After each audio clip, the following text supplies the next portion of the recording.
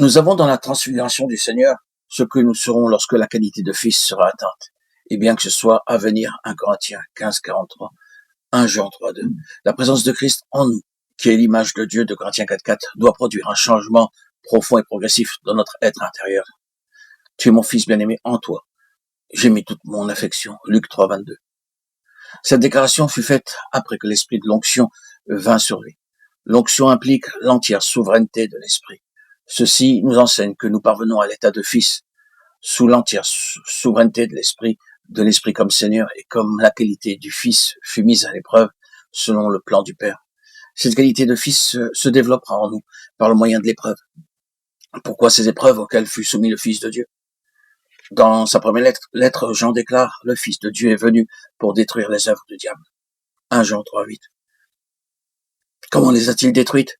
Tout d'abord, jour après jour, il eut à maintenir une ligne sans déviation pour être gouverné par la seule pensée d'accomplir la seule volonté de Dieu, sous le gouvernement de Dieu, par son esprit. Car il avait à satisfaire les exigences divines et ne pouvait s'en écarter d'un cheveu. Aussi Satan ne put jamais ouvrir une brèche en lui. Et finalement, l'ennemi fut entièrement défait à la croix, Colossiens 2, 15. Ainsi, l'ordre divin ayant été maintenu en Christ rendait possible la reconstitution de l'homme et son acheminement à l'état de fils par le moyen de l'épreuve.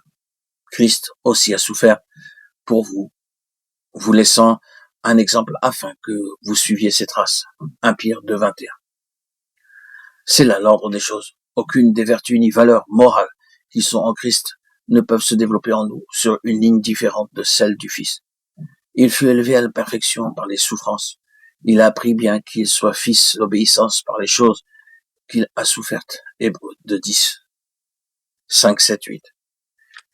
Les béatitudes, Matthieu 5, 1 à 12, sont l'expérience des fils. Christ exprime ici tant ce qu'il est lui que ce qui est en lui, et qui ne peut devenir nôtre que par la communion à ses souffrances, car il n'y a rien de ces vertus dans notre vie naturelle, mais en Christ seulement. Nous ne pouvons connaître le Seigneur de manière vivante qu'en marchant dans les voies de Dieu. Il n'y a en nous ni douceur, ni humilité, ni sens de justice, et cependant nous sommes appelés à les manifester. L'Église, qui est une avec sa tête, est appelée à partager ses souffrances. Pour chaque valeur et chaque vertu morale de la tête, nous aurons à passer dans une certaine mesure par le même chemin qu'a suivi Christ. C'est dans chaque épreuve à laquelle il eut à faire face que les perfections qui étaient en lui furent manifestées. Il fut amené à la perfection, non qu'il n'était pas parfait, il l'était, mais ce furent par les épreuves que se manifestèrent les perfections de la nature divine qui était en lui. Et il ne saurait en être autrement pour l'Église.